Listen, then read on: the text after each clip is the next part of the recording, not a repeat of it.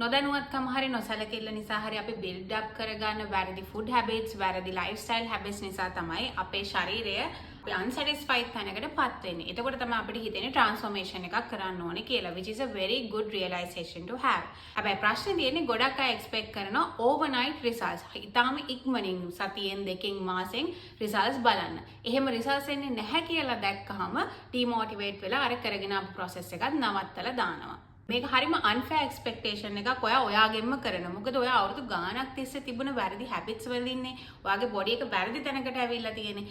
එහෙනම් ඒක නිවැරදි කරන්නත් ඔයාගේ ශරීරයට chance එක දෙන්න ඕනේ, කාලය දෙන්න ඕනේ.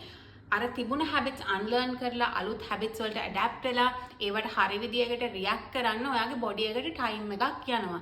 එතකොට ඒ කාලය අපි අපේ body එකට දෙන්නේ නැතුව අර වැඩේ අතහැරලා දැම්මහම ඔයා back to square one ඔයා ආයෙ මුලට යනවා.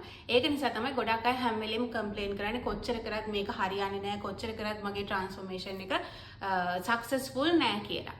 ඒක අනිත් පැත්ත තමයි එහෙම ඩිමෝටිවේට් වෙලා සමහර කට්ටිය වැරදි ඩයට්ස් වලට වැරදි එතකොට ඔය තියෙන දැන් ඩ්‍රග්ස් වර්ග තියෙන GLP-1 වගේ ඒ වගේ දේවල් වලට යොමු වෙනවා. ඒවයේ තියෙන සයිඩ් ඉෆෙක්ට්ස් වත් long term problems වත් ඒව ඩිස්කස් කරන්නේ නැහැනේ openly. එතකොට අපේ මේ ඉවසීම නැතිකම නිසානේ මේ ප්‍රශ්නේ ඇති වෙලා තියෙන්නේ. ඉතින් ඔයා ට්‍රාන්ස්ෆෝමේෂන් එකක් මේ වෙලාවේ කරන කෙනෙක් නම් පොඩි setbacks ආවා කියලා ඔයා කරගෙන යන දේ නවත්තන්න එපා. ඔයා කරගෙන යන දේ කන්ටිනියු කරගෙන යන්න.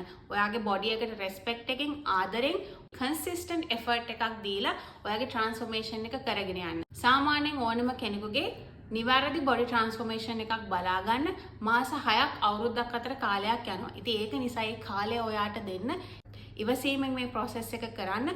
බොරුවට ස්ට්‍රෙස් වෙන්න එපා. මොකද ඔයා බොරුවට ස්ට්‍රෙස් වුණාම ඒකත් ඔයාට ඇඩ්වර්ස්ලි බලපානවා ඔයාගේ ට්‍රාන්ස්ෆෝමේෂන් එකට. ඒක නිසා ඔයාගේ මහන්සිය අපතේ යවා ගන්න එපා. හිමින් සැරේ ඉවසීමෙන් ඔයාගේ ට්‍රාන්ස්ෆෝමේෂන් එක කරගෙන යන්න.